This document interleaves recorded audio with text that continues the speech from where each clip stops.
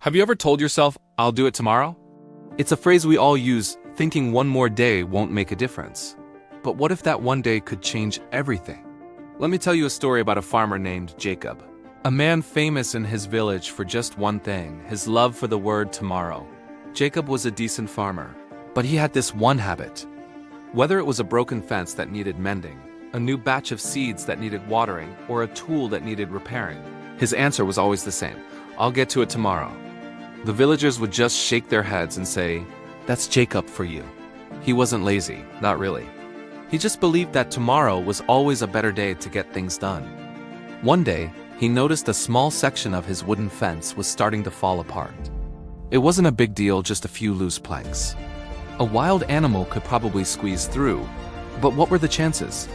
"I'll fix it tomorrow," he mumbled to himself, heading back inside to rest. The next morning, he saw that his newly planted vegetable patch needed a good watering.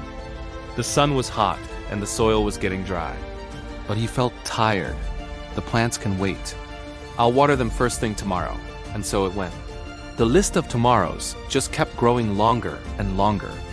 The broken fence, the thirsty crops, the dull side that needed sharpening, all of it was pushed to a future that never seemed to arrive. Then one night, the sky turned dark. A fierce windstorm, the kind that rips through the valley once every few years, descended upon the village. The wind howled and screamed, rattling windows and tearing at rooftops. Jacob huddled inside, hoping his little farmhouse would hold strong. When morning finally came, the storm had passed. Jacob stepped outside, and his heart sank. The sight that greeted him was one of utter devastation. The weak spot in his fence had given way completely. During the chaos of the storm, a herd of wild boars had found the opening and charged into his field. They had trampled and eaten nearly half of his precious crops, the very ones he was supposed to water.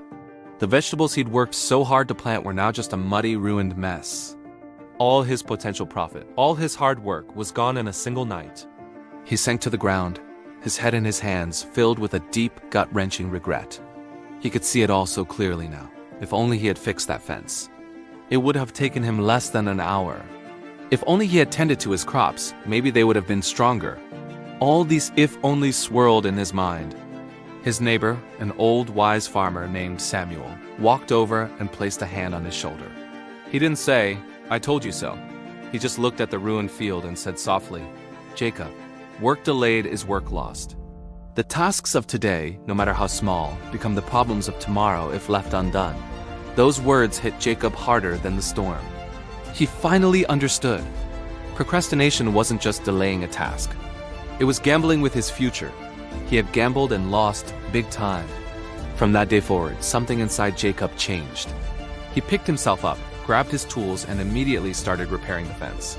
Not just the broken part, but the entire thing, making it stronger than ever before. He didn't wait for tomorrow. He didn't even wait for the afternoon. He did it right then and there. The next day, he was out in his fields at dawn, clearing the debris and preparing the soil for a new planting. He sharpened his tools, organized his shed, and created a daily schedule. Tomorrow was no longer in his vocabulary when it came to work. His new mantra became, "Do it now." Slowly but surely, his farm began to recover. And not just recover, it began to thrive. His crops were healthier, his harvests were bigger, and his farm became a model of efficiency. Other farmers started coming to him for advice. The man once known for his delays was now celebrated for his diligence. Jacob became one of the most successful and respected farmers in the entire region. The lesson from Jacob's story is powerful and simple. Never wait for tomorrow to do what can be done today. Those small, seemingly insignificant tasks we put off can snowball into major problems. Fixing a small leak today prevents a flood tomorrow. Answering an email today avoids a misunderstanding tomorrow. Taking that first small step on a big project today is what builds momentum for success. Success doesn't belong to those who wait for the perfect moment or for a better tomorrow. It belongs to those who take action, those who show up every single day and do the work. It belongs to the doers, not the delayers. So the next time you hear that little voice in your head saying, "I'll do it tomorrow," remember Jacob and his ruined crops. Take a deep breath and do it now. Your future self will thank you for it. Thanks for watching, and if you found this story helpful, don't forget to like and subscribe for more content that can help you build a better life, starting today. See you in the next video.